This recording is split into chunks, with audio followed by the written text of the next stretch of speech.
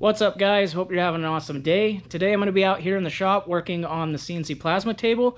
A while back I asked a question if you guys would like to see some content on this, and a bunch of you guys responded saying yes. So I got good feedback with that, so I figured I'd bring the camera along and show you what I'm going to be doing and what I'm working with. Alright, I'll show you guys a quick snapshot of this, and then we'll start talking a little bit more about it.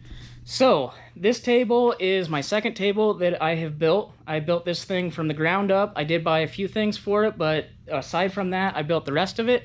This is my second table that I've done. The first one that I did, I built back in high school. I didn't have a lot of funds, so I tried to do that on the very cheap. You know, I didn't want to pour a bunch of money into it, and I used what I had to work with, which was building a table. It was also a water table, and it was 4 foot by 4 foot, and I was using a handheld plasma torch. I just borrowed that from my dad's because that's all I had to work with at the time.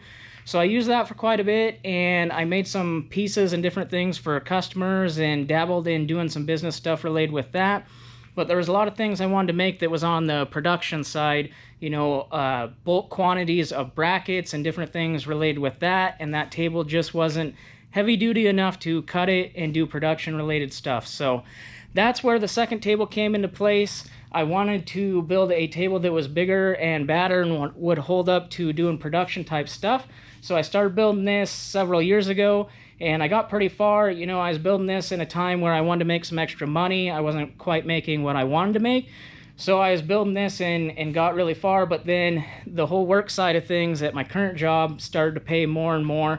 So I kind of lost interest over the years with finishing it just because I was making the money that I was wanting and needed, and it was just kind of, it was serving the purpose and let me do all the things I wanted to do. But fast forward to now, there's a bunch of stuff that I want to be making and selling and putting on the market.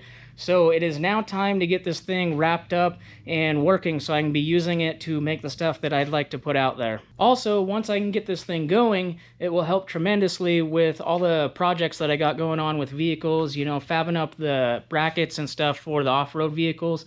That will be a big help, and it'll save a bunch of money because I won't have to buy stuff that I can just make with my own table, as well as it'll cut down on time. You know, if I'm building something that I need a bracket for and I got to order it, wait a week for it to get here, I can eliminate that by just making it on the table and then going straight to the shop and fabbing up whatever I'm doing with the vehicle at that point. So I guess now I'll go around the table and show you guys what I'm working with and talk a little bit more about the parts that I'm using. For starters, we'll start off with the plasma cutter. This is a PowerMax 65, and I got this with the machine torch over there. I will not be using this as a handheld unit ever. It'll be dedicated just to this machine only. And then for the electronics, I'm using a canned CNC stepper motor system, and they provided the motors for the entire table. So I bought the motor and power kit for operating the table, and then I bought the plasma cutter. And the only other thing that I bought for this was these brackets from a company. I think they're called HD Gantry, if I remember right. It's been a little bit, so I can't recall off the top of my head. But aside from that, the rest of it, all the materials and this stuff, I've cut and welded together, made the entire table myself, as well as I wanted to make it a water table instead of a blow-through. The blow-through is a little bit easier to make right out of the gate. I'm not a fan of them because having a water table, you can reduce the smoke, and that is extremely nice, especially being in a building. You don't want to have soot and stuff caked all over the walls, so that is a big portion, or a big reason why I went with a water table. But this is what I got so far. It is extremely close to being done. Where I left off on this is I had it all together. All the wires were still, and they were ran in their cable track and everything. And I was working on testing everything, making sure it was functioning right.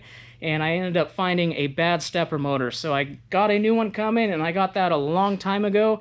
And that's pretty much where it left off, just because I didn't really have the interest anymore in getting it done. I wasn't as eager to finish it, so this is kind of where it sat for a couple years. Also, one other thing that I did buy for this was the Z-axis. This thing is a pretty rad unit. It's got a limit switch here, so it'll come down and touch the table and then come back up to its cutting height. That will be a nice feature. That was also something that I wanted to do with this table versus the other one, is I wanted to incorporate all the things that I didn't like with the old table and implement those into this new table. And one of those features that is extremely big for me and really important is the torch height control. With my old table, I was throwing material on there, and I had a lot of problems with trying to get the material level. It'd either be warped, or the way they sheared it, it would have a drop off at the end, and it just kind of sucked for getting it level. You know, your torch height, you'd set that, and then it would change as it went along the material that was warped.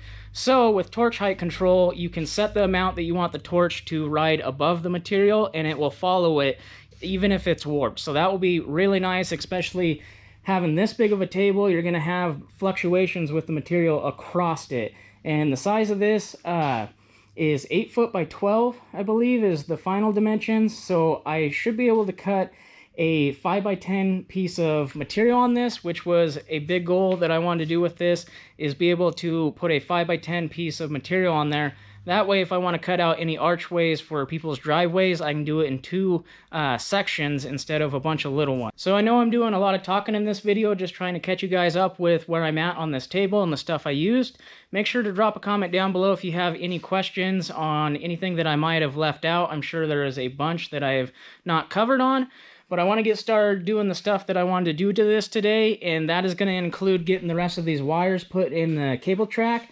Yesterday I was working on this a little bit, and I got the bad stepper motor changed out, which is this one. So now the task is just to get these ran back in the cable track and get everything kind of buttoned up as far as that.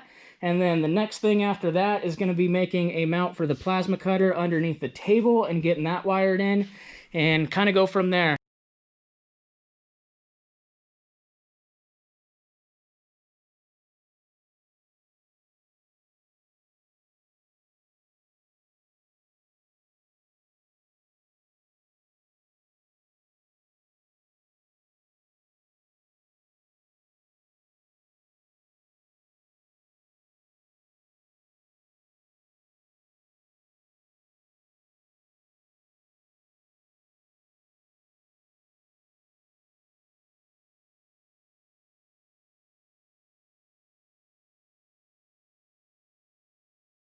Alright guys, making a little bit of progress here. I've got my wires all ran up top here and through the cable track that go to that stepper motor, and then the one that moves it across. So those are all zip tied up and along there. So now I'm getting ready to move this that way and then run it through the cable track and start zip tying some wires up over there.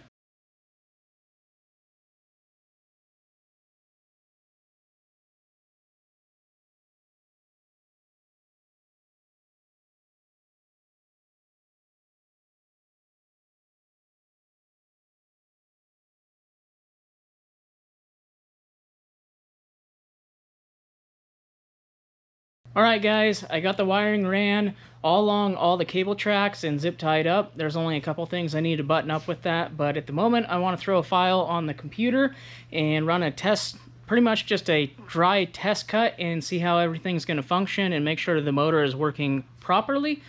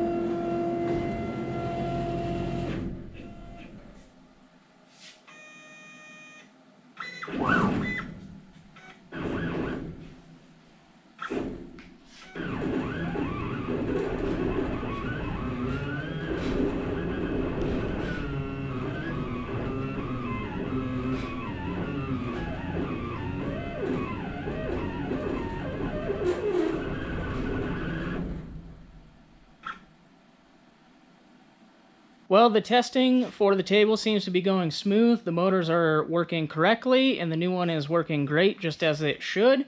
So now that I have all the wiring in place, the next thing to move on to is making the mount for the plasma cutter and a couple other wiring stuff, as well as the airline from the shop to the garage.